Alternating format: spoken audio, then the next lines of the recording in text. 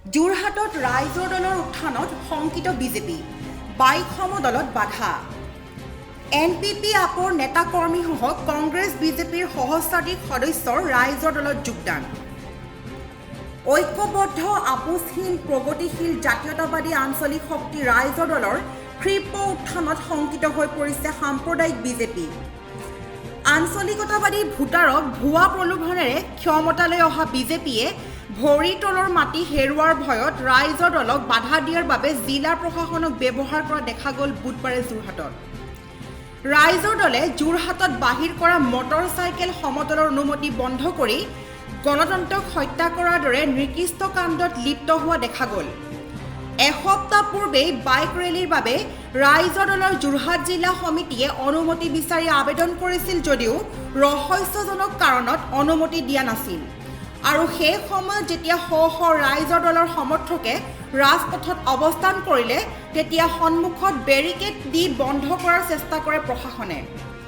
এনে নিকৃষ্ট কাণ্ডত যোৰহাট জিলাৰ বিধায়ক হিতেন্দ্ৰনাথ গোস্বামীৰ প্ৰত্যক্ষ হস্তক্ষেপৰ অভিযোগ তুলিলে যোৰহাট জিলাৰ ৰাইজৰ দলৰ সভাপতি দিব্যজ্যোতি শৰ্মাই যোৱা 4 ফেব্ৰুৱাৰীতে অনুমতিৰ বাবে কৰা আবেদনৰ প্ৰতিলিপি দেখুৱাই সংবাদ মাধ্যমৰ আগত কয় যে ইয়াতকৈ আৰু কি আশা কৰিব পাৰি ফেচিষ্ট শাসকৰ পৰা। গণতন্ত্ৰৰ কণ্ঠ ৰুদ্ধ কৰি অখিল গগৈক কাৰুদ্ধ কৰা সাম্প্ৰদায়িক ফেচিবাদী বিজেপিৰ বিধায়ক তথা বিধানসভাৰ অধ্যক্ষ হিতেন্দ্ৰনাথ গোস্বামীয়ে এইবাৰ যোৰহাটত ৰাইজৰ দলৰ উত্থানত শংকিত হৈ পৰিছে, ৰাইজৰ দলক বাধা দিছে।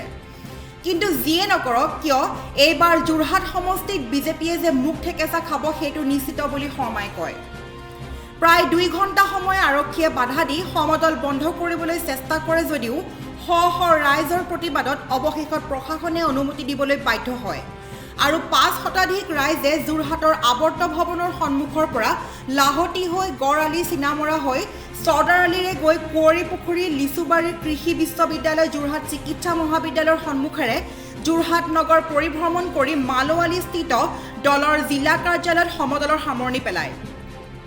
আনহাতে মটৰ চাইকেল ৰেলীৰ পূৰ্বে যোৰহাটৰ শংকৰদেৱ কলাকৃষ্টি আৰু গৱেষণা কেন্দ্ৰৰ প্ৰেক্ষাগৃহত এক বৃহৎ যোগদান কাৰ্যসূচী অনুষ্ঠিত হয়। নেশ্যনেল পিপুল পাৰ্টি অসমৰ সম্পাদক তথা মুখপত্ৰ বিশিষ্ট যুৱ খেলুৱৈ অভিনেতা এছিয়াশ্ৰী অৰবিন্দ কুমাৰ বৰুৱাৰ নেতৃত্বত দলৰ বহু বিষয়ববীয়াই ৰাইজৰ দলত আনুষ্ঠানিকভাৱে যোগদান কৰে।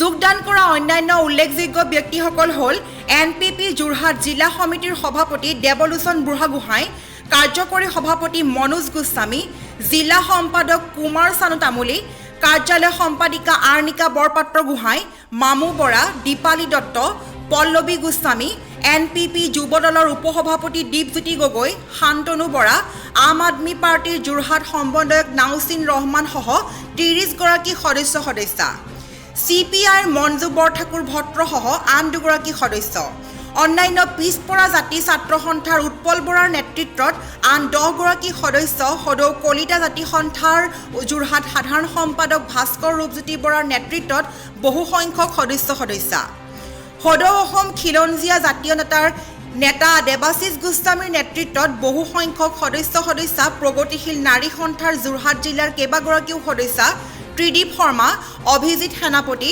মৃগাংক বৰদলৈ, মনোৰঞ্জন নেওগ, কংগ্ৰেছ দলৰ ফৰিদা বেগম, চালেহা বেগম, মেৰী বেগম সহ প্ৰায় 50 জন সদস্যা, 49 নম্বৰ গাঁও পঞ্চায়তৰ কংগ্ৰেছৰ কৰ্মী দিগন্ত কোচ, মাজুলীৰ কংগ্ৰেছ সদস্য যাদৱ ভৰালী সহ প্ৰায় সহস্ৰাধিক ব্যক্তিয়েও বুধবাৰে ৰাইজৰ দলত যোগদান কৰে। যোৰহাট জিলা সভাপতি দিব্যজ্যোতি শৰ্মাৰ সভাপতিত্বত অনুষ্ঠিত হোৱা সভাখনৰ আৰম্ভণিতে সকলোৱে অখিল গগৈৰ মাতৃ প্ৰিয়দা গগৈৰ আশু আৰোগ্য কামনা কৰে। সভাত কেন্দ্ৰীয় সাধাৰণ সম্পাদক অংকুৰ শইকীয়া উপস্থিত থাকি নিজৰ বক্তব্যত কয় যে আজি অসমত নতুন শক্তিৰ উত্থানে ভৱিষ্যত প্ৰজন্মৰ বুকুত আশাৰ সঞ্চাৰ কৰিলে। দেশ বিক্ৰী কৰি বিজেপিয়ে বাংলাদেশীৰ পক্ষত নিজৰ অৱস্থান গ্ৰহণ কৰাৰ পিছত অসমৰ জাতীয়তাবাদী তথা দেশপ্ৰেমিক ৰাইজ সম্পূৰ্ণৰূপে আজি ৰাইজৰ দল আৰু আজাদ জোট বন্ধনৰ চৰকাৰলৈ আশাৰে বাট চাইছে আৰু আমি এক নতুন অসম গঢ়িম য'ত শেষৰজন ব্যক্তিয়েও উন্নয়নৰ মুখ দেখা পায়। সভাত দলৰ কেন্দ্ৰীয় সম্পাদক লক্ষ্মণ চাওৰা, প্ৰবীণ দাসৰ লগতে সাংগঠনিক সম্পাদক পাৰ্থপ্ৰতিম শইকীয়া, কেন্দ্ৰীয় সদস্য ত্ৰিদীপ দত্ত, জিলা কাৰ্যকৰী সভাপতি দিলীপ বৰদলৈ, সাধাৰণ সম্পাদক সূৰ্যমোহন দাস, পাপৰি গগৈ আৰু প্ৰমোদ গগৈ, উপসভানেত্ৰী গীতাঞ্জলি বৰা, তথ্য আৰু প্ৰচাৰ সম্পাদক ধ্ৰুৱজ্যোতি বৰাসহ যোৰহাট সমষ্টিৰ সভাপতি অমৃত চেতিয়া, কাৰ্যকৰী সভাপতি মহেন্দ্ৰ খনিকৰ, সাধাৰণ সম্পাদক অভিজিৎ শইকীয়াসহ বহু সংখ্যক নেতাকৰ্মী উপস্থিত থাকে।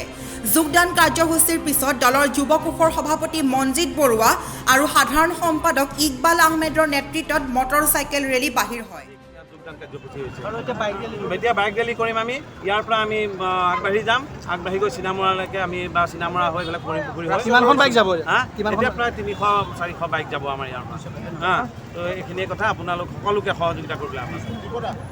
বিগত সময়ত যিদৰে অসমীয়া ৰাইজৰ স্বাভিমান বৰ্তাই ৰাখিবৰ কাৰণে, অসমীয়া ৰাইজৰ অস্তিত্ব ৰক্ষাৰ কাৰণে কা আন্দোলন কৰি, কা আন্দোলনৰ ফলত তেখেত আজি 427 দিনে জেলত বন্দী হৈ আছে, যিটো আমি ধিক্কাৰ দিছোঁ আৰু চৰকাৰক আহ্বান জনাইছোঁ তেখেতক যাতে সোনকালে মুকলি কৰি দিয়ে। তেখেতৰ মাতৃগৰাকী ইতিমধ্যে যথেষ্ট অসুস্থ হৈ আছে। সেই মাতৃগৰাকী সুস্থতাৰ কাৰণেও আচলতে অখিল গগৈক মুকলি কৰি দিয়াৰ প্ৰয়োজন হৈছে। আমি সংগ্ৰামৰ পথাৰত সন্মুখ শাৰীত থিয় হৈ হিমন্ত বিশ্ব শৰ্মাক যুদ্ধ কৰিবলৈ আহ্বান জনাইছোঁ। জেলত বন্দী কৰি থৈ সৰ্বানন্দ সোণোৱালে শিৱসাগৰলৈ প্ৰধানমন্ত্ৰীক আনিছে, নামনিলৈ গৃহমন্ত্ৰীক আনিছে। ব্যাপকভাৱে তেওঁলোকে আচলতে আলাসত তৰোৱাল ঘূৰাই আছে, কিন্তু যুদ্ধৰ যিজন সেনাপতি, সেই সেনাপতিজনক তেখেতলোকে বন্দী কৰি ৰাখিছে। আমি ৰাইজৰ দলে অনাগত সময়ত যোৰহাটত শক্তিশালীভাৱে আগবাঢ়ি যাম। ইয়াক শক্তিশালীভাৱে প্ৰাৰ্থী আগবঢ়াই দি আমি জয়যুক্ত হ'ম, তাক আমি আশা কৰিছোঁ।